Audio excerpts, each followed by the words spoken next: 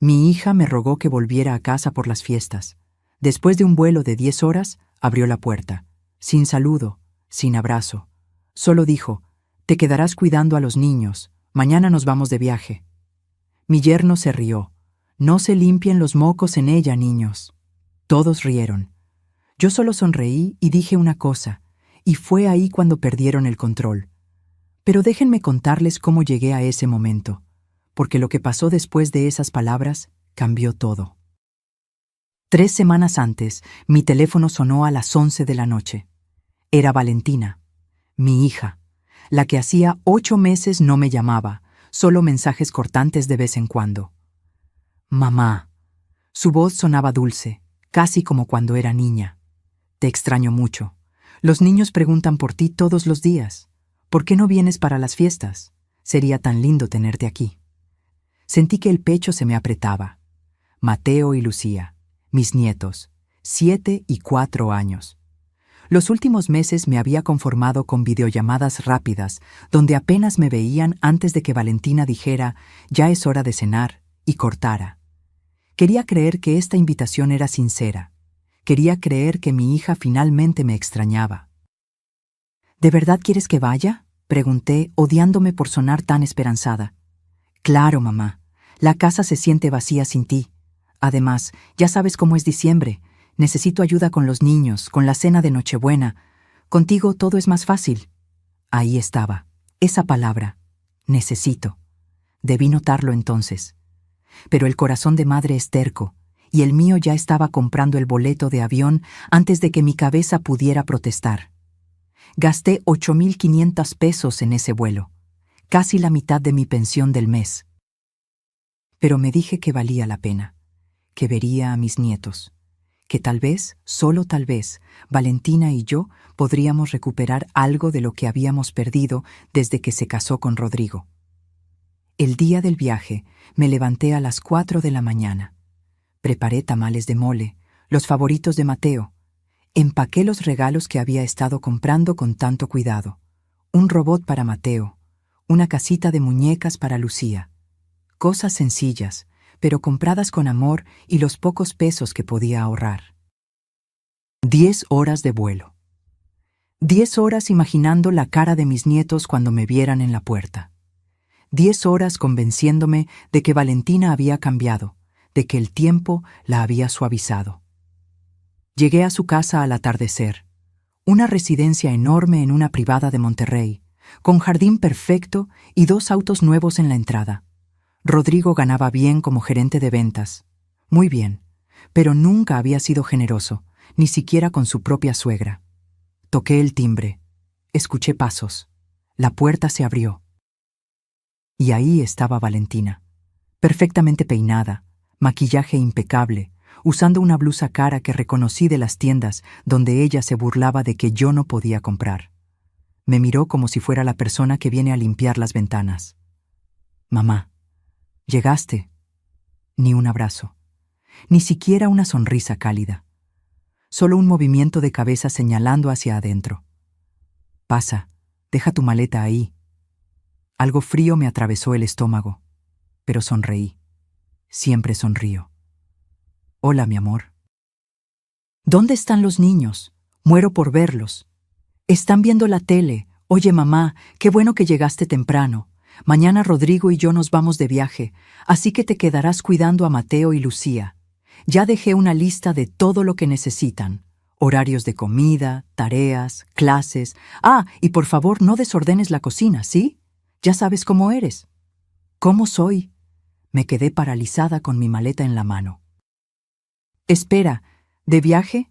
Pero dijiste que querías que pasáramos las fiestas juntas». Valentina suspiró, como si le estuviera pidiendo algo ridículo. «Ay, mamá, no seas dramática. Vamos a estar fuera solo 2 semanas. Los niños te van a adorar tener aquí. Además, tú no tienes nada más que hacer, ¿verdad?». Antes de que pudiera responder, apareció Rodrigo. Alto, prepotente, con esa sonrisa que siempre me había hecho sentir pequeña. «Doña Tere, qué milagro. Pensé que ya no le gustaban los aviones». Se rió de su propio chiste. Luego gritó hacia la sala: Niños, vino la abuela, pero ojo, no se limpien los mocos en ella. Escuché las risitas de Mateo y Lucía. Risas inocentes, pero que en ese momento me dolieron como cuchillos. Valentina ni siquiera lo reprendió. Solo se rió también, como si fuera la cosa más graciosa del mundo. Y ahí, de pie en la entrada de esa casa que olía a velas caras y desprecio, algo dentro de mí se rompió. Pero no como las otras veces. No me derrumbé, no lloré. Levanté la vista. Los miré a ambos, y con la voz más tranquila que he usado en mi vida, dije: «Perfecto, mañana mismo regreso a mi casa. Que tengan buen viaje». El silencio fue absoluto. Valentina parpadeó, confundida. Rodrigo dejó de sonreír. Y en ese momento supe que algo acababa de cambiar para siempre. Pero lo que ninguno de ellos sabía era lo que yo descubriría en los días siguientes. Y cómo esa respuesta tranquila sería solo el principio de la tormenta que estaba por desatarse. Valentina cambió de cara en segundos. Esa seguridad arrogante se convirtió en pánico. «Mamá, espera, no, los niños te extrañan tanto». Si me extrañaban, me habrían saludado cuando llegué. Mi voz seguía calmada, aterradoramente calmada. Rodrigo intentó reír, pero sonó forzado. «Doña Tere, no sea orgullosa. Está cansada del viaje, lo entendemos». «No estoy cansada, estoy cuerda. Dejé mi maleta donde estaba. Ustedes me hicieron volar 10 horas para ser su sirvienta gratuita. Pero yo ya no acepto migajas disfrazadas de amor». Valentina me tomó del brazo. Sus ojos se llenaron de lágrimas falsas, esas que había perfeccionado desde adolescente. «Mamá, por favor, solo quédate esta noche. Mañana hablamos con calma». Y ahí cometí mi error. Esas lágrimas, aunque falsas, todavía podían quebrarme, porque yo recordaba otras lágrimas, las reales, las de una niña de 8 años llorando junto al ataúd de su padre. Me quedé. 12 años atrás, Javier murió de un infarto mientras reparaba el techo de nuestra casa. Cayó desde 4 metros. No hubo tiempo de despedirse. Solo el sonido horrible de su cuerpo golpeando el patio, y luego el silencio. Valentina tenía 15 años, yo 53. Y de la noche a la mañana me convertí en padre y madre, en el único sostén de familia, en la única que podía mantener a flote ese barco que se hundía. Javier había sido mecánico, buen hombre, pero nunca ahorramos mucho. Cuando murió, descubrí que teníamos deudas. La casa estaba hipotecada. El taller donde trabajaba cerró 3 meses después. Yo sabía coser.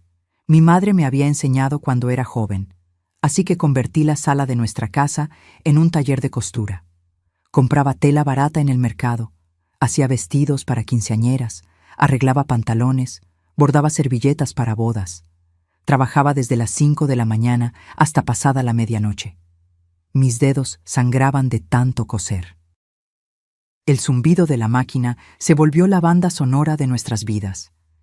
Pero cada peso que ganaba era para Valentina, para que tuviera uniformes nuevos, para que no le faltara nada en la escuela, para que nunca sintiera que había perdido su futuro junto con su padre. Cuando Valentina dijo que quería estudiar administración en una universidad privada, vendí la casa grande donde habíamos vivido como familia. Esa casa llena de recuerdos de Javier, del columpio que él construyó, del jardín donde cultivaba tomates. La vendí en 580,000 pesos. Pagué las deudas. Compré un departamento más pequeño pero digno en una colonia tranquila. El resto lo invertí en la educación de Valentina. Me mudé a 2 cuartos con una cocina minúscula. Pero en las paredes colgué fotos de Valentina graduándose, sonriendo, logrando todo lo que yo nunca pude lograr. Y me sentí orgullosa. Valentina conoció a Rodrigo en la universidad. 3er semestre. Él era de una familia acomodada. Su padre tenía concesionarias de autos. Su madre organizaba eventos de caridad donde el plato más barato costaba lo que yo ganaba en un mes. La primera vez que Rodrigo vino a cenar a mi departamento, miró mi máquina de coser con desprecio apenas disimulado. «Qué pintoresco», dijo. como si mi trabajo fuera un pasatiempo curioso y no la razón por la que su novia había podido conocerlo en esa universidad cara. Pero Valentina estaba enamorada, y yo, como madre, quería verla feliz. Así que tragué mi orgullo cada vez que Rodrigo hacía comentarios sobre lo chiquito pero acogedor de mi hogar, o cuando su madre me preguntaba con falsa dulzura si también hacía alteraciones de ropa fina. Cuando se comprometieron, la familia de Rodrigo organizó una cena para conocernos mejor. Fue en un restaurante donde el menú no tenía precios. La madre de Rodrigo, Elena, me preguntó a qué me dedicaba. Cuando dije que era costurera, sonrió con lástima. ¡Qué noble oficio! Tan necesario. Noble, necesario. Palabras que significaban pobre. La boda se planeó para el año siguiente. La familia de Rodrigo pagaría el salón, la comida, las flores, todo ostentoso, todo caro. Pero Valentina vino a mí llorando una tarde. «Mamá, los padres de Rodrigo quieren que yo pague mi vestido y el de las damas. Dicen que es tradición que la familia de la novia cubra eso. Pero es muy caro. Son 150,000 pesos en total». 150,000 pesos. 3 años de trabajo intenso. 3 años de noches sin dormir, de dedos sangrando, de espalda adolorida. «No te preocupes, mi amor», le dije. «Yo me encargo». Saqué mis ahorros. Todo lo que había guardado soñando con algún día viajar, o renovar el departamento, o simplemente descansar. Lo entregué sin pensarlo. Porque para eso son las madres, ¿verdad?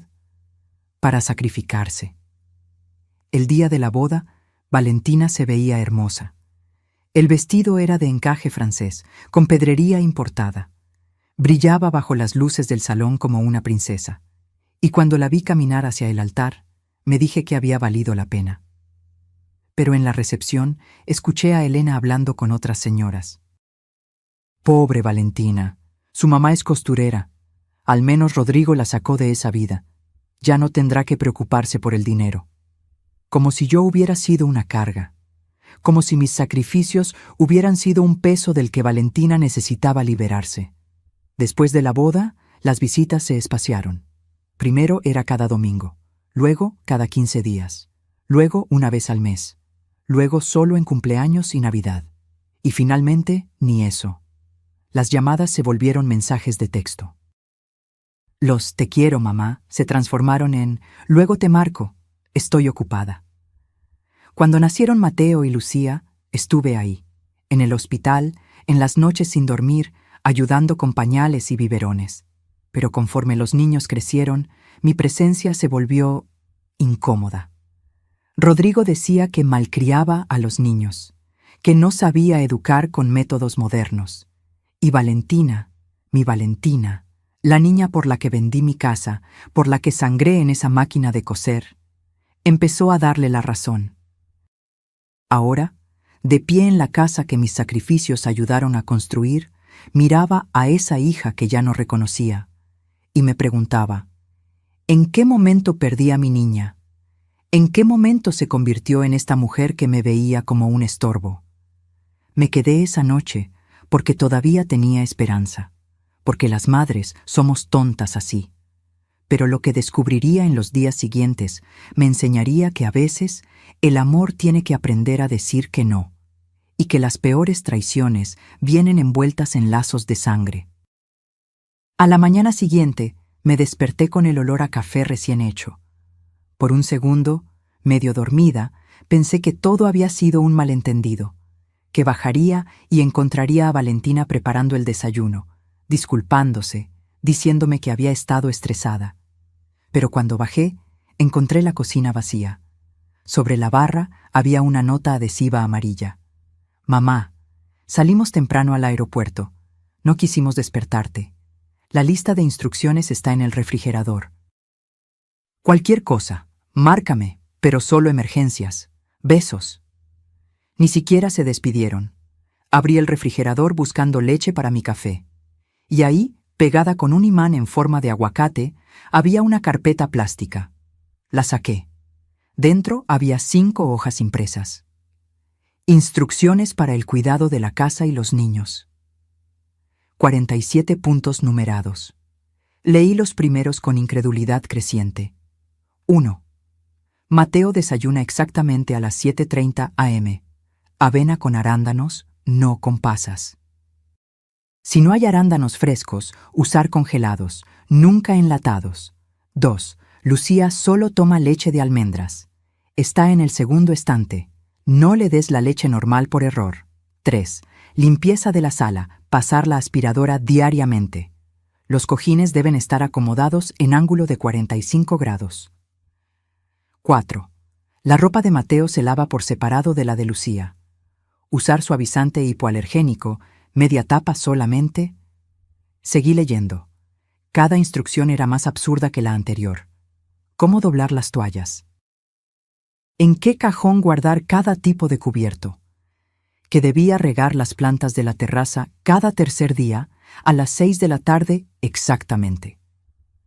47 instrucciones, como si fuera una empleada nueva que necesitaba un manual completo. Al final de la última página, escrito a mano, había una postdata. PD. Por favor no uses mis sartenes caros para freír. Hay unos viejos abajo del fregadero. Y no abras las botellas de vino de la alacena superior, son de colección. Gracias. Gracias. Como si me estuviera haciendo un favor al dejarme trabajar gratis en su casa. Busqué más información. En la sala, sobre el escritorio de Rodrigo, encontré un sobre abierto. Dentro estaban las confirmaciones de vuelo. Monterrey, Cancún, Resort Gran Solaris. Paquete todo incluido. 15 días. 15 días. No un fin de semana largo. No una semanita. 15 malditos días. Seguí revisando. El precio del paquete estaba ahí, impreso en la confirmación, 87,340 pesos. 87,000 pesos en unas vacaciones, mientras yo había gastado casi la mitad de mi pensión mensual solo para llegar hasta aquí. Me senté en el sofá que según la lista debía aspirar diariamente. Las manos me temblaban. No de miedo, de rabia. Escuché pasos bajando las escaleras. Mateo apareció en pijama, tallándose los ojos. «Abuela, tengo hambre». Respiré hondo. Sonreí. «Buenos días, mi cielo. ¿Qué quieres desayunar?» «Avena con arándanos». Mamá dice que siempre desayuno avena con arándanos. Claro que sí. Punto número 1 de la lista. Preparé el desayuno siguiendo las instrucciones al pie de la letra. No porque quisiera obedecerlas, sino porque no iba a desquitarme con un niño de 7 años. Mateo comió en silencio, viendo caricaturas en una tablet. «¿Dónde están tus papás?», le pregunté, aunque ya sabía la respuesta. «Se fueron a Cancún. Dijeron que nosotros nos quedaríamos contigo porque eres abuela y las abuelas cuidan niños». «Es tu trabajo». «Mi trabajo». Un niño de 7 años repitiéndome lo que había escuchado en su casa. «Mateo, cariño, ¿tú qué crees que hace la abuela normalmente?» Se encogió de hombros. «No sé. Esperar a que la necesitemos, supongo». Esperar a que me necesitaran, como un objeto guardado en un closet hasta que fuera útil. Lucía bajó media hora después. Me vio y sonrió. Al menos ella parecía contenta de verme. «Abuela, ¿vas a quedarte mucho tiempo?» «2 semanas, princesa». «Qué bien. Mamá dice que cuando estás tú, ella puede descansar. Dice que tú nunca te cansas porque ya estás viejita y no haces nada importante». Las palabras salieron de su boca con total inocencia, pero cada una se clavó como vidrio. Preparé el desayuno de Lucía. Leche de almendras, tostadas con mermelada de fresa sin azúcar. Todo según la lista. Después, mientras los niños jugaban, busqué mi teléfono. Marqué a Valentina. Buzón de voz. Marqué otra vez. Buzón. Un mensaje de WhatsApp. «Mamá, estamos en el avión. Modo avión. Luego te escribo». Tardó 6 horas en responder mi siguiente mensaje. «¿15 días, Valentina? Me dijiste que era un viaje corto». Ay, mamá, necesitábamos estas vacaciones. Rodrigo ha trabajado muchísimo. Además, tú no tienes nada que hacer en tu casa. Aprovecha el tiempo con tus nietos. Aprovechar. Como si estar aquí fuera un privilegio y no una trampa. Esa tarde, después de llevar a Mateo a su clase de natación, punto 23 de la lista, revisar la tarea de Lucía, punto 31, y preparar la cena balanceada y sin carbohidratos procesados, punto 18, me senté en el sillón prohibido de la sala. Miré alrededor. Todo en esa casa gritaba dinero. El tapete persa que costaba más que 3 meses de mi pensión. La televisión enorme. Los cuadros de arte abstracto que probablemente Rodrigo compró solo para presumir. Y en medio de todo ese lujo, yo, Teresa. 67 años, costurera jubilada, viuda, madre, sirvienta gratuita. Abrí mi cartera. Saqué la foto que siempre cargo. Javier y yo el día de nuestra boda, hace 42 años. Jóvenes, sonrientes, llenos de planes. Me pregunté qué pensaría él si me viera ahora. Si estaría orgulloso de cómo sacrifiqué todo por Valentina, o si me diría que me había perdido a mí misma en el camino. Esa noche, después de acostar a los niños, punto 44, leerles un cuento, apagar la luz a las 8:30 p.m. exactas, bajé a la cocina. Tenía hambre, pero el refrigerador estaba lleno de comida con etiquetas. Para la cena del miércoles, no tocar, queso importado, solo Rodrigo, postres orgánicos reservados.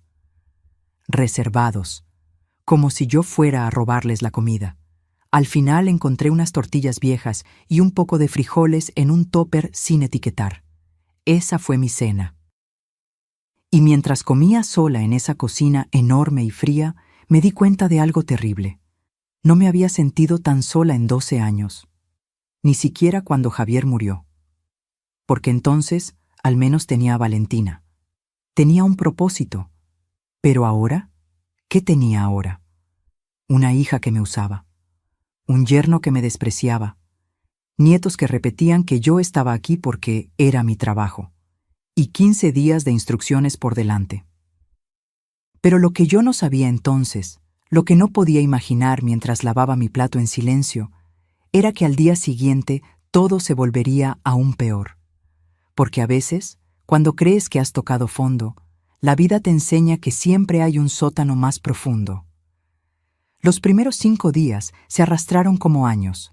Despertar a las 6 de la mañana, preparar desayunos específicos, llevar a Mateo a natación, a Lucía a ballet, limpiar, cocinar, revisar tareas.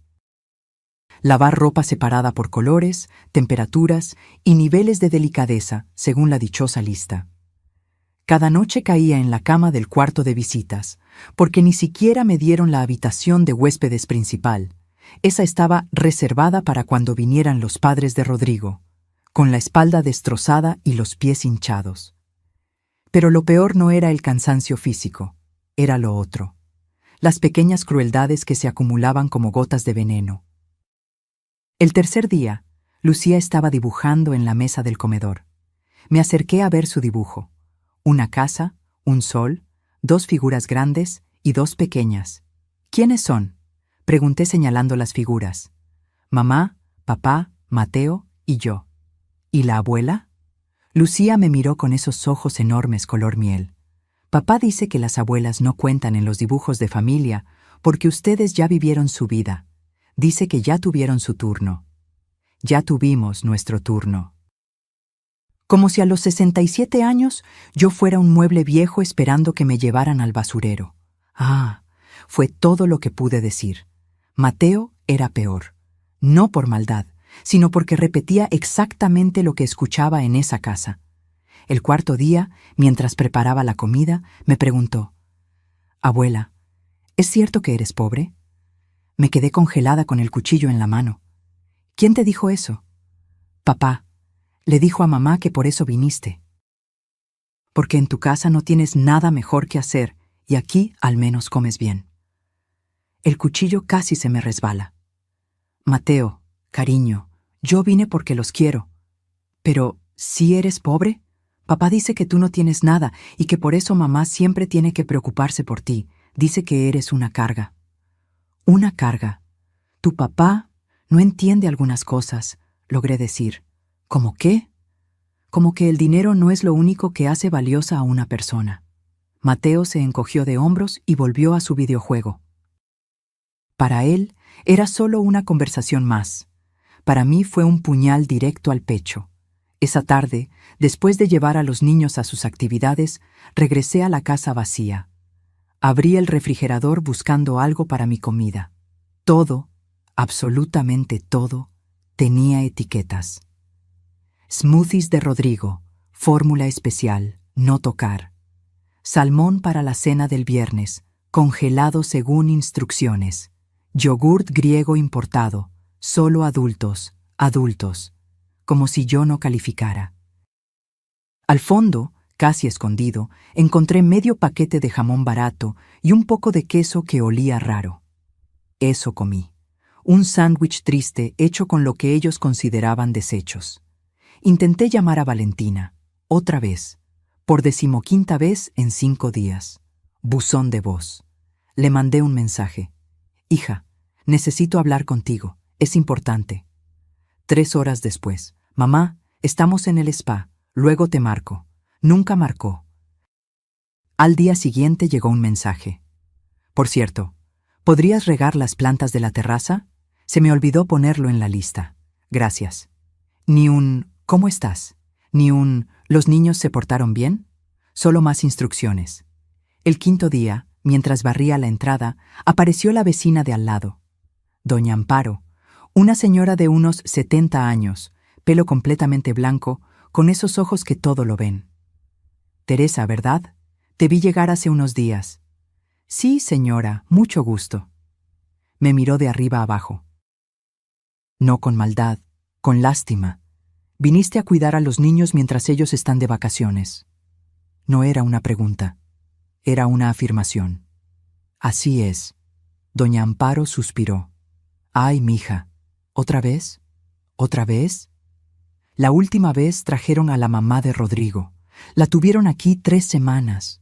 La pobre mujer salió de aquí llorando. Nunca supe qué pasó, pero escuché gritos. Rodrigo gritándole a su propia madre que ella no sabía educar niños modernos. Sentí que algo se me revolvía en el estómago. ¿De verdad? Como te lo cuento. Y antes de eso, contrataron a una muchacha para cuidar a los niños. Duró 2 días. Dijo que Rodrigo le hablaba como si fuera su esclava. Doña Amparo se acercó más, bajando la voz. Ten cuidado, Teresa. Esa familia no es buena gente, y tu hija, perdóname que te lo diga, aprendió muy bien de su marido. Me despedí de ella con un nudo en la garganta. Entré a la casa. Me senté en la escalera, ahí donde nadie pudiera verme, y ahí fue cuando lo vi. En la mesa del recibidor, un sobre abierto, correspondencia bancaria. No debí abrirlo, lo sé, pero algo me impulsó. Era un estado de cuenta, de la cuenta de Valentina. Revisé los movimientos del último mes. Restaurantes caros, 12,000 pesos. Spa, 8,500 pesos. Tienda departamental, 23,000 pesos. Y ahí, marcado con resaltador amarillo. Transferencia bloqueada. Teresa Mendoza, beneficiaria eliminada del sistema. Me quedé helada. Busqué más documentos. Encontré un correo impreso. De Rodrigo a Valentina. Ya bloqueé las transferencias a tu mamá como quedamos. Es por su bien. Si le sigues dando dinero, se malacostumbra. Que aprenda a vivir con su pensión. No es nuestro problema que haya tomado malas decisiones en su vida. Malas decisiones. Como vender mi casa para pagarle la universidad a mi hija. Como trabajar hasta sangrar para que ella nunca le faltara nada. Esas fueron mis malas decisiones. Mis manos temblaban sosteniendo ese papel. Valentina había aceptado esto. Había dejado que Rodrigo bloqueara cualquier ayuda hacia mí. Y nunca me dijo nada. ¿Cuándo había pasado esto? ¿Hace cuánto que mi propia hija había decidido que yo no merecía ni siquiera su apoyo ocasional? El teléfono sonó. Era Valentina. Contesté con la voz más neutra que pude. Hola. Mamá, ¿todo bien? ¿Los niños se portaron bien? Sí. Qué bueno. Oye, ¿podrías lavar las sábanas de nuestra cama? Regresamos en una semana y me gustaría encontrar todo fresco. Lavar sus sábanas. Mientras ellos estaban tirados en una playa. Valentina, necesito preguntarte algo. Dime rápido, vamos a entrar a una clase de yoga. ¿Por qué bloqueaste las transferencias hacia mí? Silencio. Largo, incómodo. Mamá, fue decisión de Rodrigo. Y tiene razón. No podemos estar manteniéndote toda la vida. Tienes tu pensión. Nunca pedí que me mantuvieras. Solo pregunto por qué tomaron esa decisión sin decirme. Porque sabíamos que te ibas a poner dramática. Mira, tengo que colgar. Hablamos después, colgó. Me quedé ahí, con el teléfono en la mano, en esa casa que olía a detergente caro y traición. Y por primera vez en 5 días, no lloré. Porque había algo creciendo dentro de mí que era más fuerte que las lágrimas. Era furia. Pero aún no sabía hasta dónde llegaría esa traición, porque lo peor, lo absolutamente peor, todavía estaba por llegar. El día 8 amaneció diferente. Mateo no bajó a desayunar. Subí a su cuarto y lo encontré acurrucado bajo las cobijas, temblando. Tenía la frente ardiendo. Le toqué la cara. Estaba hirviendo. Me duele la cabeza, abuela, murmuró. Y la garganta. Busqué el termómetro en el baño. 39 grados. Casi 40. Llamé a Valentina. Directo a buzón. Volví a marcar. Buzón, otra vez. Buzón. Mandé mensaje. Mateo tiene fiebre muy alta. Necesito hablar contigo ya. Nada. Esperé 10 minutos. Nada. Mateo empezó a quejarse más fuerte. Lucía lloraba asustada viendo a su hermano. Y yo estaba ahí, sola, en una casa que no era mía, con un niño enfermo y ninguna autorización médica. Tomé una decisión. Lo vestí como pude, le puse una chamarra, cargué a Lucía y llamé un taxi. Al hospital más cercano, urgencias. El taxista me miró por el espejo. ¿El niño está bien? Tiene mucha fiebre. Por favor, rápido. En urgencias, una enfermera joven me recibió. ¿Es su nieto? Sí. ¿Dónde están los padres? Tragué saliva. De viaje. Me miró con algo que no era exactamente desaprobación, pero casi. Necesitamos datos del seguro médico y autorización de los padres para cualquier procedimiento. Está muy grave, por favor. Entiendo, señora, pero son protocolos. Mientras llenaba papeles con manos temblorosas, intenté llamar a Valentina otras 6 veces. Nada. Marqué a Rodrigo. Apagado. Le mandé mensaje a ambos. Estoy en urgencias con Mateo. Contesten. El médico revisó a Mateo. Infección de garganta severa. Necesitaba antibióticos, estudios de sangre, observación. ¿Cuánto cuesta todo?, pregunté. La enfermera me pasó un papel. 3.200 pesos. 3.200 pesos de mi pensión. Mi pensión que apenas alcanzaba para pagar mis servicios, mi comida, mis medicinas. Pero era mi nieto. Así que saqué mi tarjeta y pagué. 2 horas después, con Mateo ya medicado y Lucía dormida en mis brazos del cansancio, mi teléfono sonó. Rodrigo. ¿Qué pasó? Vi como 1000 llamadas perdidas. Mateo está enfermo. Estoy en el hospital. Los llamé durante horas. ¿Y para qué crees que te dejamos a cargo, Teresa? Justamente para que resuelvas estas cosas sin molestar. Estamos de vacaciones. Me quedé muda, literalmente sin palabras. ¿Teresa? ¿Sigues ahí? Rodrigo, tu hijo tenía casi 40 de fiebre. Tuve que traerlo a urgencias. Gasté más de 3.000 pesos de mi dinero porque ustedes no contestaban. Ay, doña Teresa, no exagere. Los niños se enferman. Es normal. ¿Quiere que volvamos corriendo cada vez que el niño tiene gripa? Para eso está usted ahí. Pero, mire, le depositamos después lo que gastó. No haga drama. Ahora le paso a Valentina. Escuché voces de fondo. Risas, música. Valentina tomó el teléfono. ¿Mamá? ¿Ya está mejor, Mateo? ¿Ya está mejor? Tiene infección severa, Valentina. Llevaba horas llamándote. Ay, mamá, teníamos los teléfonos en la alberca. No seas exagerada. Los niños se enferman. Es parte de ser niño. Por eso te necesitábamos ahí. Parte de ser niño. Como si yo fuera dramática por preocuparme.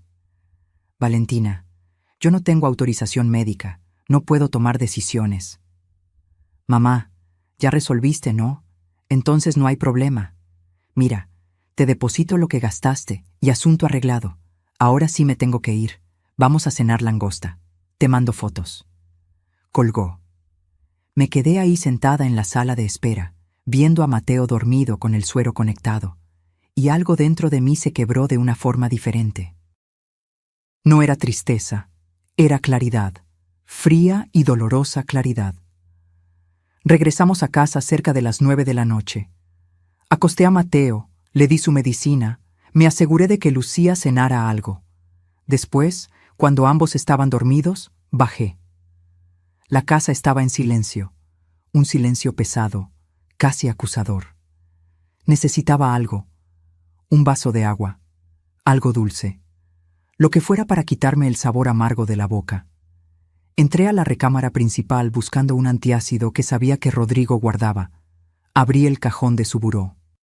Y ahí estaba, un sobre Manila, grueso. No sé por qué lo abrí, quizás porque ya no confiaba en nada, quizás porque algo en mi instinto me gritaba que mirara. Dentro había documentos, muchos documentos. El primero era una escritura, de mi departamento, con un sello de «En trámite de venta». Las manos empezaron a temblarme. Seguí revisando. Una carta poder, supuestamente firmada por mí, autorizando a Valentina a vender mi propiedad. La fecha, 6 meses atrás. Cuando fui a visitarlos por el cumpleaños de Lucía, recordé ese día. Valentina me había pedido firmar unos papeles del banco. Me dijo que era para actualizar los datos de beneficiarios en caso de emergencia. Yo firmé sin revisar, porque confiaba en mi hija.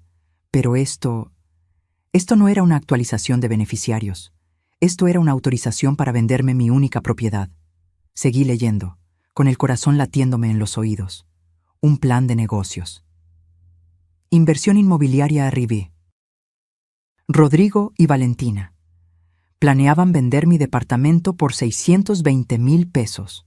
Usar ese dinero para invertir en un local comercial que generará ingresos pasivos. Ingresos pasivos con mi casa. Había notas al margen, con la letra de Valentina. Hablar con mamá después de la venta. Decirle que es mejor para ella vivir en un asilo, más seguro a su edad. Un asilo. Mi visión se nubló. Tuve que sentarme en la cama de ellos porque las piernas no me sostenían. Pero había más. Claro que había más.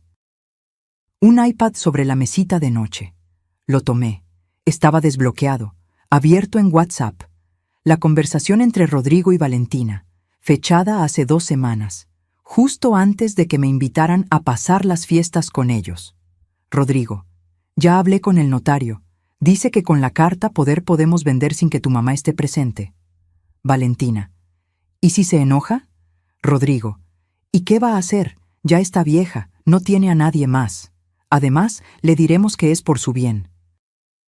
Que con ese dinero invertiremos y le daremos una mensualidad. Valentina, no sé, me siento mal. Rodrigo, Val, en 2 años compramos la casa en la playa que queremos. Tu mamá vivirá mejor en un lugar donde la cuiden. Es ganar, ganar. Valentina, sí, tienes razón. Total, ¿ella qué va a hacer? Es mi mamá, me tiene que entender. Seguí bajando. Más mensajes. Valentina, ya la invité para diciembre. Le dije que los niños la extrañan. Rodrigo, perfecto. Así nos la quitamos de encima 2 semanas y aprovechamos para ir a Cancún. Mata 2 pájaros. Valentina, ja, ja, ja, pobre. Pero sí, necesitamos el descanso. Está viejita, no creo que se canse mucho. Rodrigo, es abuela, para eso sirven las abuelas. El iPad se me resbaló de las manos. Me quedé ahí, sentada en la cama donde dormían mis traidores, rodeada de sus almohadas caras y sus sábanas de algodón egipcio compradas con quién sabe cuántas mentiras más. Y algo dentro de mí murió. Pero al mismo tiempo, algo más nació, porque cuando tocas el fondo absoluto, cuando ya no hay nada más que perder, es cuando finalmente te das permiso de ser implacable. Recogí el iPad, fotografié cada mensaje con mi teléfono, fotografié los documentos, todo. Y entonces, a las 11 de la noche, con mis nietos dormidos arriba y mi corazón convertido en piedra, hice una llamada. Leticia, soy Teresa, necesito tu ayuda, y necesito que sea esta misma noche. Porque había llegado la hora de que esta abuela viejita les enseñara algo que habían olvidado. Que las mujeres que sobrevivimos, viudeces, pobreza y traiciones, somos cualquier cosa menos débiles. Leticia llegó a la medianoche, mi comadre de toda la vida. La conocí cuando nuestros hijos iban en la misma primaria. Ella era abogada, ahora jubilada, pero con más conocimientos legales en el dedo meñique que la mayoría de los abogados activos. Abrí la puerta y no tuve que decir nada. Mi cara lo decía todo. ¿Qué hicieron?, preguntó directamente. Le mostré todo, los documentos, la carta poder, los mensajes, el plan para venderme mi departamento y meterme en un asilo. Leticia leyó en silencio. Con cada página que pasaba, su mandíbula se apretaba más. Cuando terminó, dejó los papeles sobre la mesa con cuidado deliberado. El tipo de cuidado que usa la gente cuando está conteniendo una explosión. Teresa, esto es intento de fraude. Podrías meter a tu hija a la cárcel. No quiero meterla a la cárcel, solo quiero... ¿Qué quieres? Me quedé callada. ¿Qué quería? ¿Venganza? ¿Justicia? ¿Que mi hija volviera a ser la niña que lloraba en mis brazos cuando su papá murió? Quiero que entiendan que no soy un estorbo desechable. Leticia asintió. Entonces vamos a darles una lección, pero necesito que me dejes trabajar. ¿Confías en mí? Con mi vida. Leticia sacó su laptop de la bolsa que traía. Primero lo primero. Esta carta poder es ilegal. ¿Cómo? Mira la fecha. Según esto, la firmaste hace 6 meses, pero una carta poder para venta de bienes raíces requiere 2 testigos certificados y debe hacerse ante notario con identificaciones vigentes. ¿Firmaste ante notario? Negué con la cabeza. Firmé en esta casa. Valentina me dijo que era un trámite simple del banco. Exacto. Esto no tiene validez legal. Es papel mojado. Leticia siguió revisando. Además, veo que el notario que supuestamente validó el documento es Ernesto Fuentes. Lo conozco. Es un corrupto que vende firmas por dinero, pero cometió un error. Usó un sello que fue revocado hace 3 meses por irregularidades. Sentí que podía respirar por primera vez en horas. ¿Entonces no pueden vender mi departamento? No solo no pueden. Si intentan proceder con esta carta poder fraudulenta, enfrentan cargos criminales. Leticia me miró seria.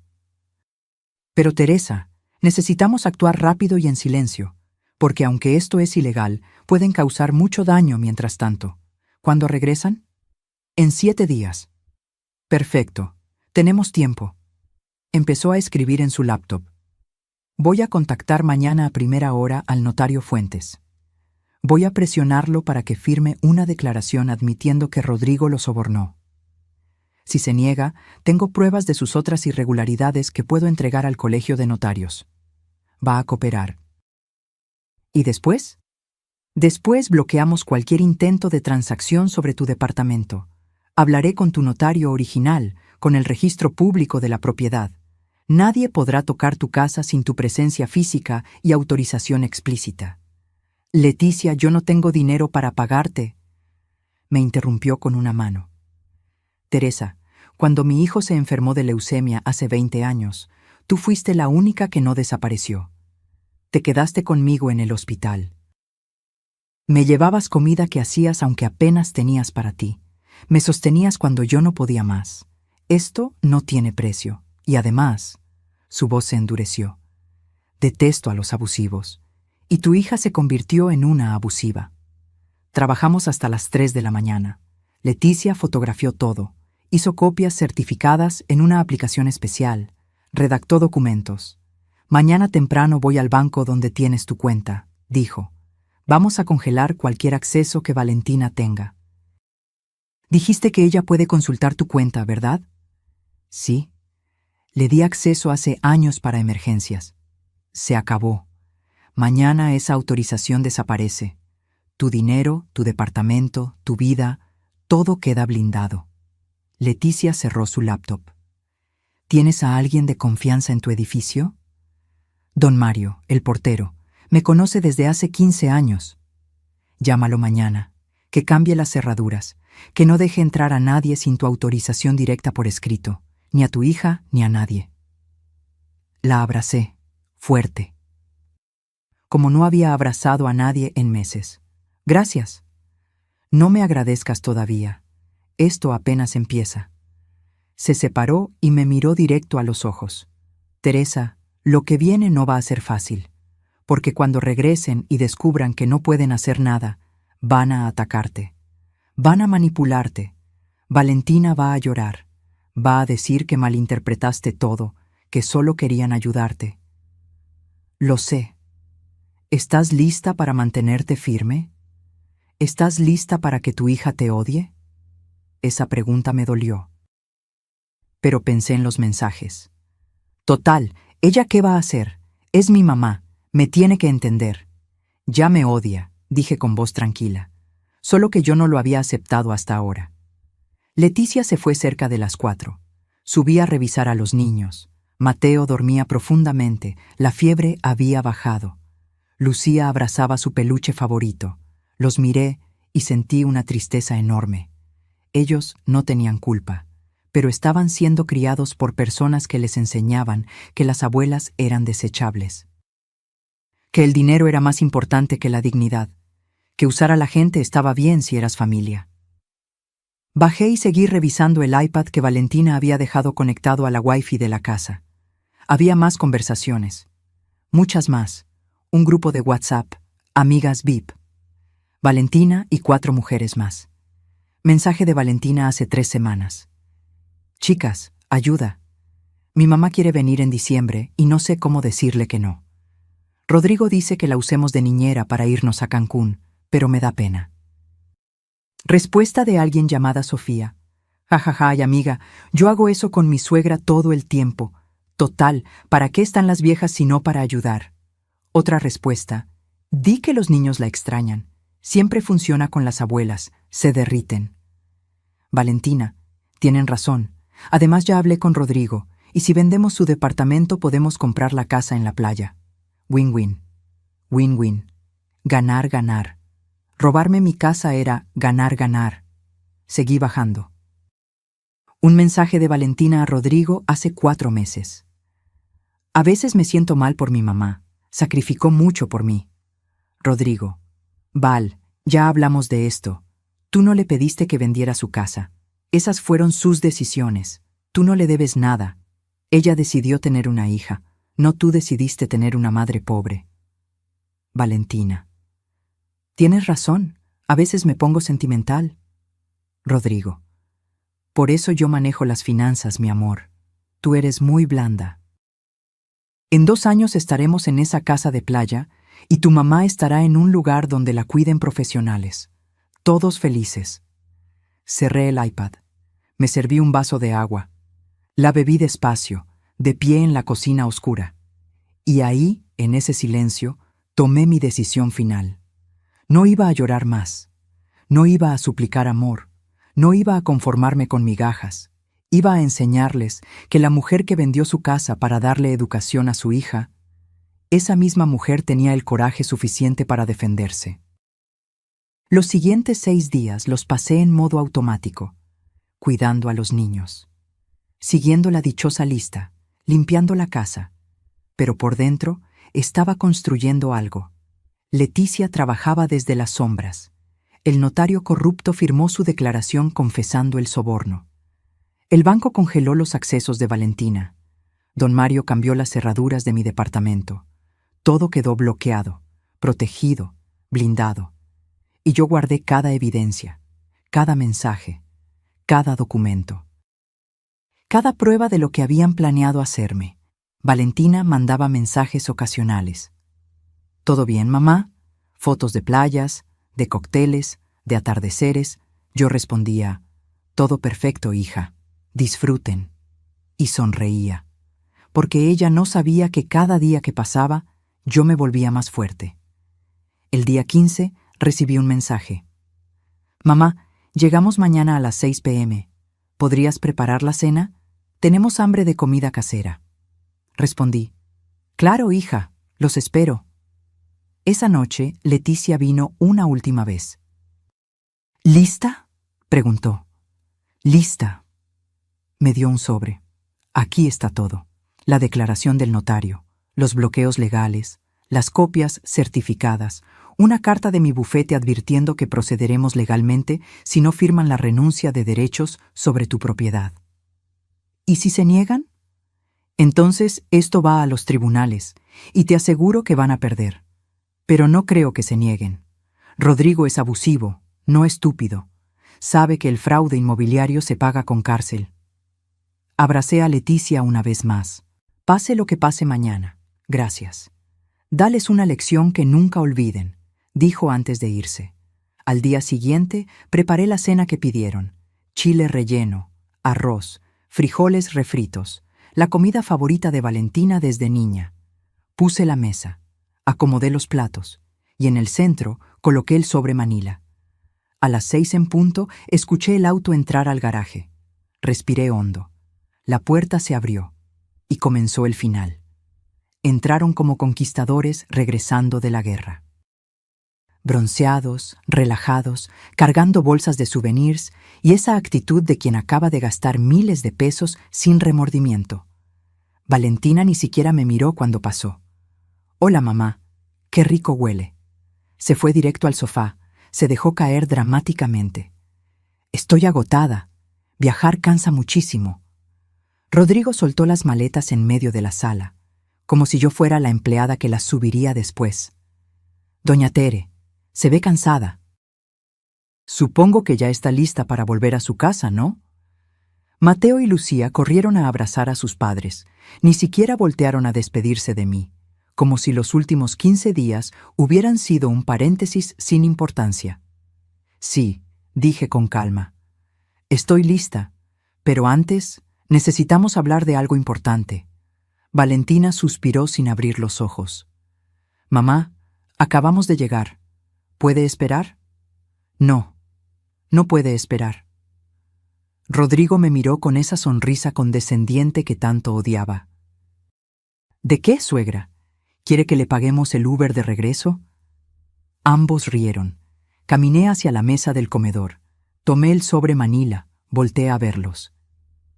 Quiero hablar de esta carta poder que forjaron y de cómo planeaban venderme mi departamento para comprar su casa en la playa. El silencio fue tan abrupto que se podía cortar con cuchillo. Valentina abrió los ojos de golpe. El color se le fue del rostro. Mamá, yo puedo explicar». ¿Explicar qué? ¿Cómo tu esposo sobornó a un notario? ¿Cómo planeaban meterme en un asilo? ¿O cómo me usaron de niñera gratis mientras gastaban 87,000 pesos en Cancún? Rodrigo se puso de pie. Su cara pasó de la sorpresa al enojo en segundos. ¿Cómo te atreves a revisar nuestras cosas? ¿Cómo te atreves tú a planear robarme? No es robo, es tu hija. Tiene derecho. Lo interrumpí. Primera vez en años que interrumpía a Rodrigo. Y la sensación fue embriagante. No tiene ningún derecho, y tú menos. Saqué los documentos del sobre, los puse sobre la mesa, uno por uno, con deliberada lentitud.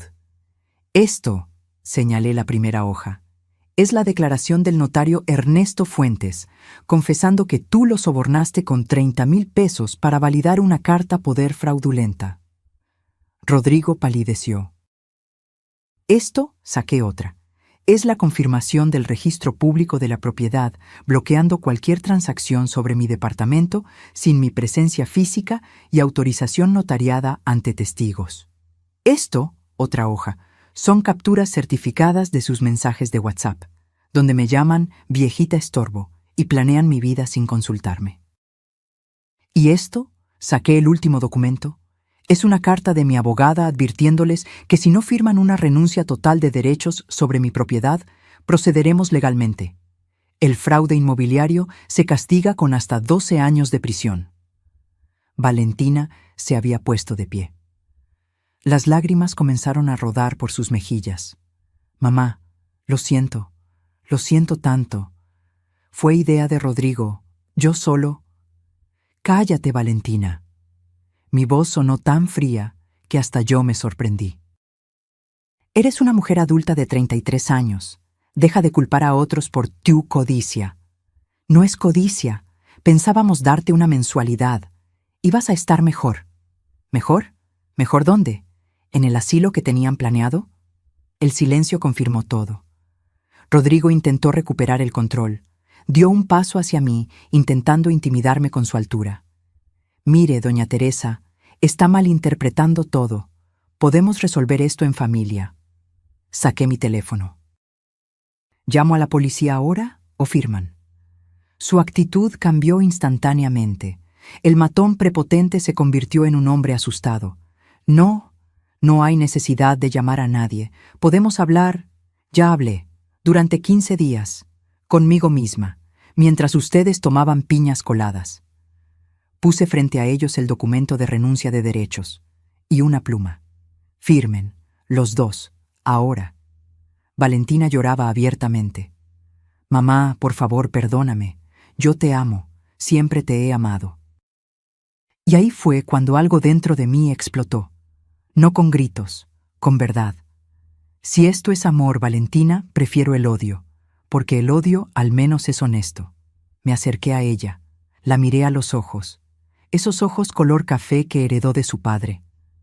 Te di todo, mi juventud, mi dinero, mi casa, mis sueños. Vendí los recuerdos de tu padre para que tú pudieras estudiar en una universidad cara. Cosí hasta que mis dedos sangraron para que nunca te faltara nada. Me mudé a un departamento pequeño para que tú tuvieras futuro. Mamá, ¿y sabes qué recibí? Desprecio, mentiras, un plan para dejarme sin techo y peor que todo eso, la confirmación de que para ti soy un estorbo. Las lágrimas de Valentina parecían genuinas, pero ya no podían tocarme. Firmen, repetí, o esto termina en el juzgado. Y créeme, Rodrigo, cuando el fraude inmobiliario va a los tribunales, las cosas se ponen muy feas. Especialmente para gerentes de ventas que viven de su reputación. Rodrigo tomó la pluma. Firmó. Sus manos temblaban. Valentina sollozaba. Mamá, por favor, dame otra oportunidad. Valentina, mi voz se suavizó apenas un poco. Te estoy dando la oportunidad de no ir a la cárcel. Eso es más generoso de lo que merecen. Ella firmó también, entre lágrimas, entre sollozos que me rompían el corazón, aunque no lo demostrara. Tomé el documento firmado, lo guardé en mi bolsa. Hay algo más que necesitan saber, dije. No voy a denunciarlos penalmente, pero tampoco van a verme hasta que cumplan 3 condiciones. ¿Qué condiciones?, preguntó Rodrigo con voz apagada. Primera, terapia familiar, ya pagada por ustedes, con un profesional real, durante al menos 6 meses. Segunda, Valentina va a conseguir un trabajo real, y me va a devolver los 150,000 pesos que gasté en su boda, en pagos mensuales. No porque lo necesite, sino porque necesita aprender el valor del dinero que no es suyo. Tercera, van a explicarles a Mateo y a Lucía que las abuelas no son sirvientas, que merezco respeto y que lo que hicieron estuvo mal. Valentina abrió la boca para protestar. No es negociable, corté. O aceptan o no me vuelven a ver. Nunca. En ese momento escuché pasos en la escalera. Mateo y Lucía estaban ahí, sentados en los escalones, escuchando todo. Mateo tenía lágrimas en los ojos. ¿De verdad iban a vender la casa de la abuela? Valentina no supo qué responder. Me acerqué a mis nietos. Me arrodillé frente a ellos, aunque las rodillas me protestaron. Los amo, les dije. Más de lo que pueden imaginar. Pero la abuela necesita que la respeten. ¿Entienden? Lucía me abrazó, fuerte. Lo siento, abuela. No quería que te fueras. Mateo también me abrazó. Papá está mal, ¿verdad? No respondí. Solo los abracé a ambos. Luego me levanté. Tomé mi maleta que había dejado preparada junto a la puerta. Mi abogada se pondrá en contacto para el seguimiento de las condiciones. Tienen mi número si aceptan los términos. Caminé hacia la puerta. Mamá, espera. La voz de Valentina sonaba destrozada.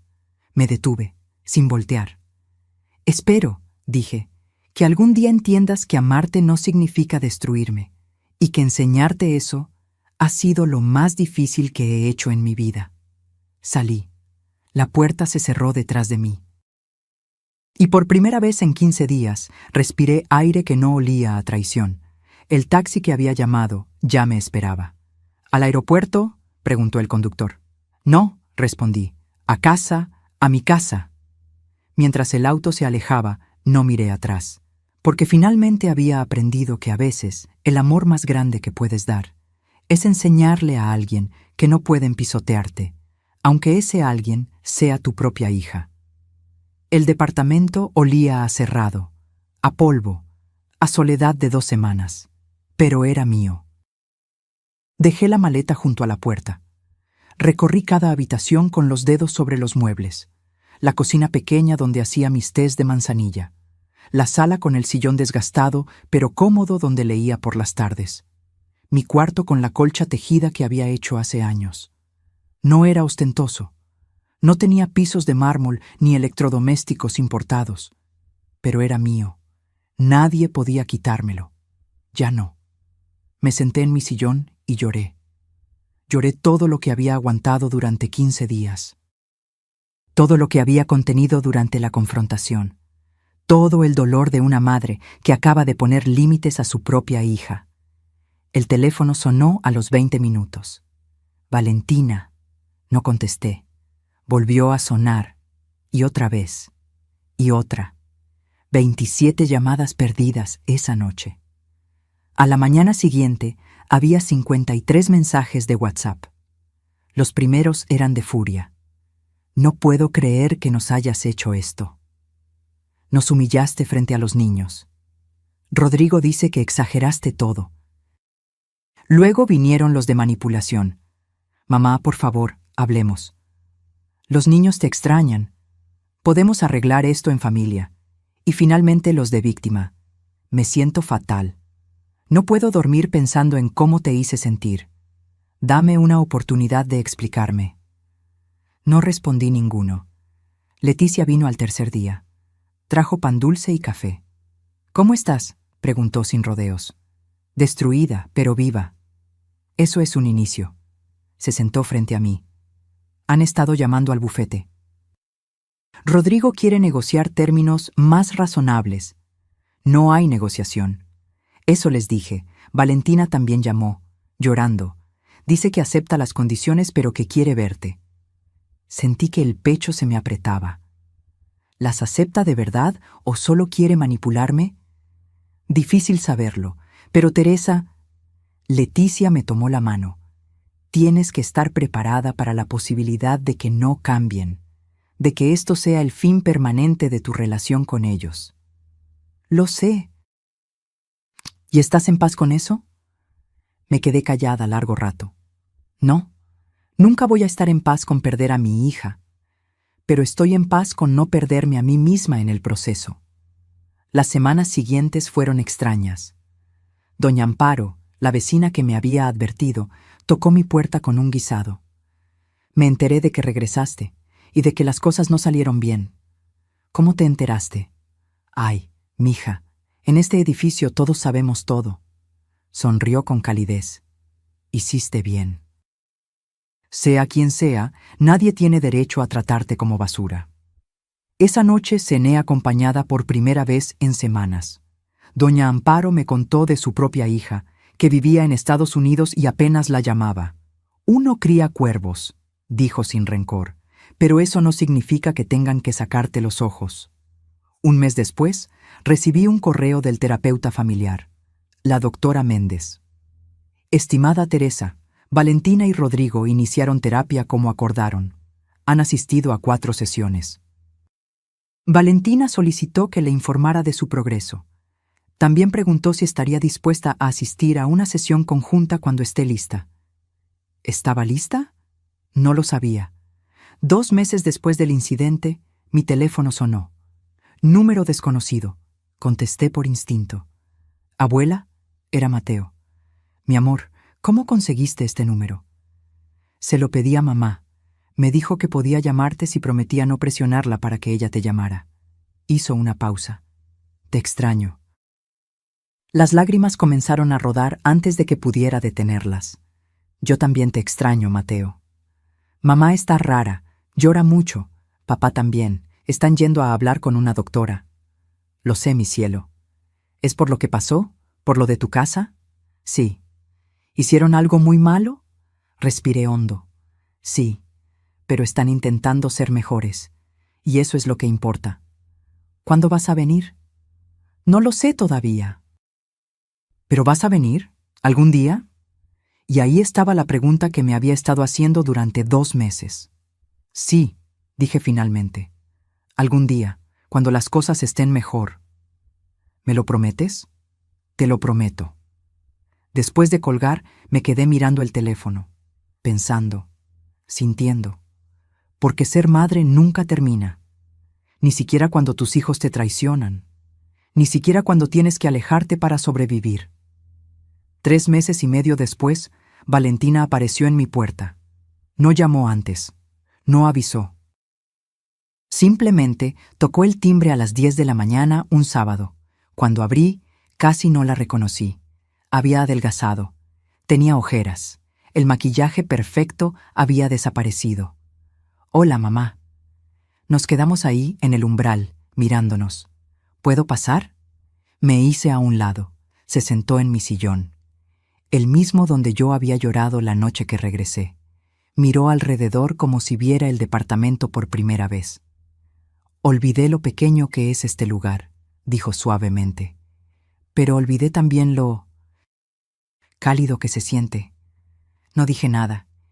Llevo 3 meses en terapia, 2 veces por semana. Jugaba con sus manos. La doctora dice que tengo patrones de codependencia con figuras de autoridad y dificultad para establecer identidad propia separada de mi pareja. ¿Y tú qué dices? Levantó la vista. Sus ojos estaban rojos. Digo que tengo una madre a la que traicioné de la peor forma posible. Y que no sé si algún día podré perdonarme. ¿Viniste buscando que yo te perdone? No. Vine a decirte que lo siento, de verdad, no porque quiera algo de ti, sino porque mereces escucharlo.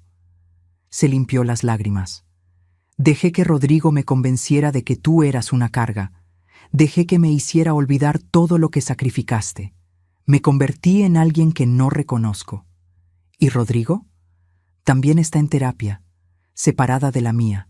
Dice que viene de una familia donde el dinero era amor y que no sabe cómo demostrar afecto de otra forma. Hizo una pausa. No es excusa. Pero es un inicio. Me serví un té. No le ofrecí, todavía no. ¿Conseguiste trabajo? Sí, en una boutique. Vendo ropa. Gano 18,000 al mes. Ya te deposité el primer pago de lo que te debo. Revisé mi teléfono. Ahí estaba. 3,000 pesos. Son 50 pagos, dijo. 4 años y 2 meses. Voy a pagarte cada peso. No necesito el dinero. Pero yo necesito devolvértelo. Nos quedamos en silencio. El reloj de pared marcaba los segundos. Mamá, su voz se quebró. No espero que me perdones mañana, ni el mes que viene, ni tal vez nunca. Solo quiero que sepas que cada día me levanto avergonzada de lo que hice. Y cada día intento ser un poquito mejor que la persona que fue capaz de planearte eso. Me levanté. Caminé hacia la ventana. Valentina, te amo. Siempre te voy a amar. Eres mi hija. Pero el amor no significa olvidar. No significa volver a ser la misma de antes. Porque esa Teresa que se dejaba usar, ya no existe. Lo sé. Si vamos a reconstruir algo, tiene que ser desde la verdad, sin manipulación, sin lágrimas falsas, sin promesas vacías. ¿Podemos intentarlo? La miré. Vi a la niña que lloraba por su padre, pero también vi a la mujer que planificó robarme mi casa. Podemos intentarlo, dije finalmente, pero va a tomar tiempo, mucho tiempo. Se levantó. No intentó abrazarme, solo asintió. Tengo todo el tiempo del mundo. Cuando se fue, me preparé otro té. Me senté en mi sillón. Y por primera vez en meses sentí algo parecido a la esperanza. No era perdón, no todavía. Pero era un inicio. 6 meses habían pasado desde aquella confrontación. 6 meses de pequeños pasos. Valentina cumplía con los pagos religiosamente. Asistía a terapia. Llamaba una vez por semana, conversaciones cortas pero honestas. Rodrigo, sin embargo, era otra historia. Ese martes, Leticia me llamó con urgencia. «Teresa, necesitas venir a mi oficina. Ahora». Llegué en menos de 1 hora. Su cara me dijo todo. Rodrigo presentó una demanda. Sentí que el piso se movía. ¿Una demanda? ¿De qué? Alega que lo difamaste, que la declaración del notario fue obtenida bajo coerción, que tú presionaste a Valentina para firmar documentos bajo amenaza. Leticia puso los papeles frente a mí. Básicamente, está intentando revertir todo lo que logramos. ¿Puede hacer eso? Puede intentarlo. ¿Prosperará? No. Tenemos todas las pruebas, pero... Hizo una pausa. Va a ser un proceso largo, caro y desgastante, que es exactamente lo que él quiere. Cansarte, que desistas. ¿Valentina sabe de esto? Según estos documentos, ella no aparece como parte demandante. Solo él. Esa noche Valentina llegó a mi departamento hecha un mar de lágrimas, sin avisar. Igual que aquella vez hace meses, pero esta vez era diferente. No sabía nada, dijo entre sollozos. Me enteré esta tarde cuando llegó la notificación a la casa. Rodrigo contrató a un abogado sin decirme. Usó dinero de nuestra cuenta conjunta. ¿Y? Y le dije que se detuviera, que retirara la demanda, que habíamos acordado seguir adelante, no volver atrás. ¿Qué te dijo? Su cara se descompuso. Que yo era una tonta sentimental, que dejara que los hombres manejaran los asuntos serios, que tú me habías lavado el cerebro en terapia. Me senté. Respiré hondo. ¿Y tú qué hiciste? Le dije que retirara la demanda o me iba de la casa. El silencio llenó el departamento. ¿Y? Me dijo que me fuera entonces, que sin él yo no era nadie, que había sido él quien me salvó de una vida mediocre contigo. Las lágrimas corrían libremente. Así que tomé a los niños y me fui. Estamos en un hotel. Valentina, no te estoy pidiendo dinero. No te estoy pidiendo que me rescates. Solo necesitaba que supieras que esta vez elegí diferente. Me miró con ojos destrozados pero firmes. Esta vez te elegí a ti. Elegí hacer lo correcto. 3 días después recibí una llamada de un número privado. ¿Teresa Mendoza? Sí. Habla Elena Carranza, la madre de Rodrigo. El veneno en su voz era palpable. Necesitamos hablar sobre esta situación ridícula que usted provocó. No provoqué nada. Su hijo intentó robarme. Mi hijo intentó ayudarla, darle una mejor vida. Y usted, con sus aires de víctima, destruyó un matrimonio. Su hijo sobornó a un notario y falsificó documentos. Eso no es ayuda, es un delito. Escúcheme bien, Teresa. Su voz se volvió gélida. Mi familia tiene recursos, abogados, contactos. Podemos hacer que su vida sea un infierno, o puede ser razonable, retirar todas las acusaciones y dejar que las cosas vuelvan a la normalidad. ¿Normalidad? Que me roben y sonría. Valentina es una tonta manipulable. Siempre lo fue. Pero Rodrigo es brillante. Tiene futuro. Y no voy a permitir que una costurera resentida arruine a mi hijo. Algo en mí se encendió. No con rabia, con claridad absoluta. Señora Elena, su hijo es un abusador que aprendió de ustedes que el dinero compra todo, incluso dignidad ajena. Pero aquí está la diferencia. Yo no tengo su dinero, pero tengo algo que ustedes nunca van a entender. Tengo principios que no están en venta. ¡Qué pintoresco! ¿Y de qué le sirven sus principios en ese departamentito miserable? Me sirven para dormir tranquila, cosa que dudo que usted o su hijo puedan hacer. Colgué. Las manos me temblaban, pero era de adrenalina, no de miedo. Una semana después, el abogado de Rodrigo contactó a Leticia con una propuesta. Retiran todo si la señora Teresa firma un acuerdo de confidencialidad y acepta 50,000 pesos como compensación por malentendidos. Leticia me miró. ¿Qué quieres hacer?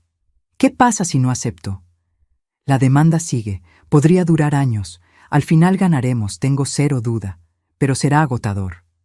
¿Y si acepto? Rodrigo queda limpio. Puede decir que todo fue un malentendido, que eres tú la conflictiva, y tiene 50,000 pesos menos. O sea que compra su reputación. Exacto. Me levanté. Caminé hacia la ventana de la oficina de Leticia. Veía la ciudad extenderse abajo, miles de vidas, millones de historias. No, dije finalmente. ¿Estás segura? Completamente. Rodrigo necesita aprender que hay consecuencias, que no todo se arregla con dinero, y si tengo que ir a juicio para enseñarle esa lección, que así sea. Leticia sonrió. Esa es mi comadre. 2 semanas después, Rodrigo se presentó en mi edificio. Don Mario, el portero, me llamó. Doña Tere, aquí está el yerno. Dice que necesita hablar con usted. Dile que no estoy. Ya le dije. Dice que no se va hasta que baje. Bajé, no por él, sino porque no iba a permitir que armara un escándalo en mi edificio. Estaba en el lobby, despeinado, ojeras profundas. Ya no era el hombre arrogante de hace meses. ¿Qué quieres? Hablar. 5 minutos. Tienes 3. Retiro la demanda. Todo, sin condiciones. ¿Por qué? Se pasó las manos por la cara. Porque Valentina me dejó, de verdad. Se llevó a los niños, presentó demanda de divorcio y mi jefe se enteró del tema legal. Me pusieron en revisión laboral. Y ahora que tu vida se derrumba, vienes a negociar. No estoy negociando.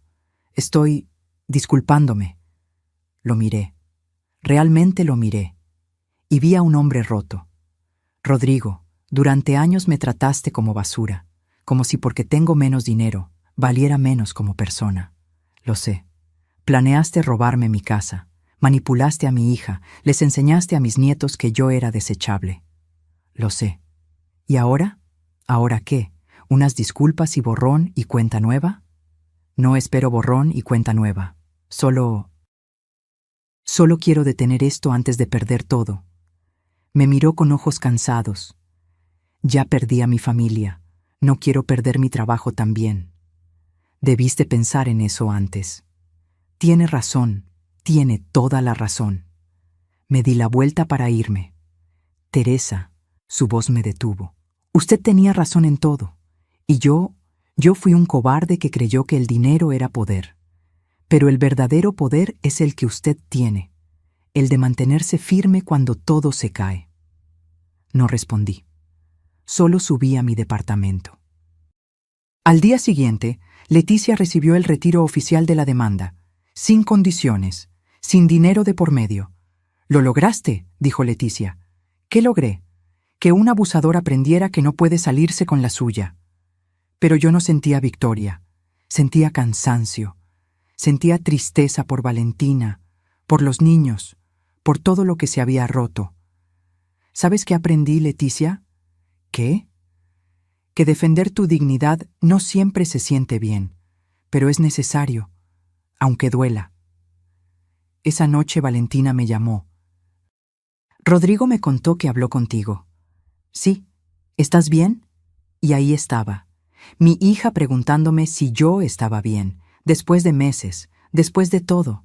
Sí, mi amor, estoy bien. Gracias, mamá, por no rendirte, por enseñarme que el amor propio no es egoísmo. Colgamos, y me permití llorar, porque a veces ganar se siente como perder. Pero era necesario. 6 meses más tarde, mi vida había encontrado un ritmo que nunca imaginé. Valentina había firmado el divorcio. Se mudó a un departamento pequeño con los niños. Trabajaba a tiempo completo y estudiaba contabilidad por las noches. Los pagos llegaban puntualmente cada mes. Ya llevaba 9. Rodrigo se había ido a Guadalajara, transferido por su empresa después del escándalo. Según Valentina, estaba en terapia también. Mandaba la pensión de los niños. Nada más. Y yo estaba reconstruyéndome. Había retomado la costura, no por necesidad, sino por placer. Doña Amparo me recomendó con sus amigas y ahora tenía una pequeña clientela que me pedía arreglos, bordados especiales. Nada estresante, solo lo suficiente para mantenerme ocupada. Ese sábado, Valentina tocó mi puerta. Pero esta vez no venía sola. Mateo y Lucía corrieron a abrazarme. Abuela. Los abracé sintiendo que el corazón se me llenaba. Habían crecido. Mateo ya tenía 8 años, Lucía 5. ¿Podemos quedarnos a comer?, preguntó Lucía con esos ojos enormes. Miré a Valentina. Ella sonrió tímidamente. Si no es molestia, traje ingredientes para cocinar juntas, como antes, pero no exactamente igual. Cocinamos. Valentina preparó el pollo. Yo hice el arroz. Los niños pusieron la mesa sin que nadie se los pidiera. Durante la comida, Mateo habló de su equipo de fútbol. Lucía mostró un dibujo que había hecho en la escuela, de una casa, un sol, y esta vez 5 figuras. ¿Quiénes son?, pregunté. Mamá, Mateo, yo y ustedes 2. Señaló las 2 figuras más grandes. Tú y la abuela Amparo, porque la abuela Amparo también nos cuida a veces cuando mamá trabaja. Valentina se sonrojó. Doña Amparo ha sido muy generosa. Me ayuda con los niños cuando tengo clase. Se ayudan mutuamente, corregí. Así es como debería funcionar, sin abusar, sin dar por sentado. Después de comer, mientras los niños veían una película, Valentina y yo lavamos los platos. ¿Cómo va todo?, pregunté. Difícil, cansado. A veces no sé cómo voy a pagar todo. Enjuagó un plato. Pero también liberador. Por primera vez en años, tomo mis propias decisiones, cometo mis propios errores, y cuando logro algo, es realmente mío. Estoy orgullosa de ti. Se le llenaron los ojos de lágrimas. ¿De verdad? De verdad. Secó un vaso en silencio. Mamá, sé que nunca voy a poder compensar lo que te hice, pero quiero que sepas que cada día me esfuerzo por ser la mujer que tú mereces como hija. Valentina, ya no se trata de merecer, se trata de construir algo nuevo, desde la honestidad. ¿Crees que algún día podamos ser realmente familia otra vez? La miré. Vi a la niña que lloraba por su padre. Vi a la mujer que me traicionó, pero también vi a la madre trabajadora que estaba aprendiendo, a la estudiante que se desvelaba para salir adelante, a la hija que estaba intentando, genuinamente, cambiar. Ya somos familia, Valentina, pero una familia diferente. Una donde nos respetamos, donde hay límites, donde el amor no significa sacrificarse hasta desaparecer. Esa noche, después de que se fueron, me senté en mi sillón, el mismo donde había llorado hace un año, el mismo donde había tomado la decisión de defenderme. Mi teléfono sonó. Un mensaje de Valentina. Gracias por hoy. Los niños no paraban de hablar de lo rico que estaba todo. Y yo no paraba de pensar en lo afortunada que soy de que no me hayas dado la espalda para siempre. Te amo, mamá, respondí. Yo también te amo, hija, siempre. Y era verdad, a pesar de todo, a pesar del dolor, a pesar de la traición, porque ser madre no se apaga, pero ahora sabía que ser madre no significaba ser tapete. Me levanté, caminé hacia la ventana, miré la ciudad iluminándose con la noche, y recordé aquella frase que había dicho hace un año, cuando abrí la puerta de la casa de Valentina después de 10 horas de vuelo. Perfecto, mañana mismo regreso a mi casa. Que tengan buen viaje. Esas palabras habían detenido todo, habían cambiado todo, porque por primera vez en mi vida había elegido no quedarme callada, y esa decisión, aunque dolorosa, me había salvado. Me había devuelto a mí misma. Ahora, un año después, seguía en mi departamento pequeño, seguía siendo costurera, seguía teniendo una pensión modesta, pero tenía algo más valioso: dignidad. Y eso nadie me lo podía quitar. Porque aprendí que a veces el acto de amor más grande que puedes hacer es enseñarle a alguien que no puede pisotearte, aunque ese alguien sea tu propia sangre, y que decir no, poner límites, defender tu espacio, no es egoísmo, es supervivencia, es amor propio, es recordar que tú también importas. Cerré las cortinas, apagué las luces, y esa noche dormí tranquila, porque finalmente, después de 67 años, había aprendido la lección más importante: que amar a otros está bien. Pero olvidarte de ti misma en el proceso, eso nunca, nunca está bien. ¿Y tú? ¿Alguna vez has tenido que poner límites con alguien que amas? ¿Has sentido que te usaban pero no sabías cómo decir que no? Déjame tu respuesta en los comentarios. Y cuéntame desde dónde me estás viendo o escuchando esta historia. Tu experiencia puede ayudar a alguien más que está pasando por lo mismo. Si esta historia te tocó el corazón, si sentiste cada palabra como si fuera tuya, regálame un like. Y si crees que alguien más necesita escuchar este mensaje, compártela. Porque a veces las historias de otras nos dan el valor que necesitamos para escribir la nuestra. Nos vemos en la próxima historia. Y recuerda, tu dignidad no está en venta. Nunca lo estuvo.